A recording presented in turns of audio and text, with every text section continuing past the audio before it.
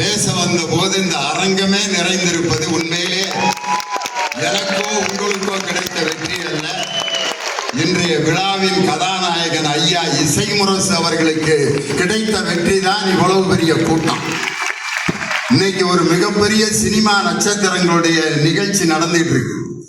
15 நடிகர்கள், 5 நடிகைகள், 6 டைரக்டர், இவ்வளோ பேர் கலந்துக்கிற ஒரு சினிமா நிகழ்ச்சி அங்க நடக்குது. அதை மீறி இந்த அரங்கத்தில் இவ்வளவு பேர் நிறைந்திருக்கிறார்கள் என்றால் அந்த சினிமா நட்சத்திரங்களுக்கெல்லாம் மேலே உயர்ந்த நட்சத்திரம் இசைமுரசு நாகரீகம் அனிபா என்பதை இந்த அருமையான கூட்டம் நிலைநாட்டிக் கொண்டிருக்கிறது.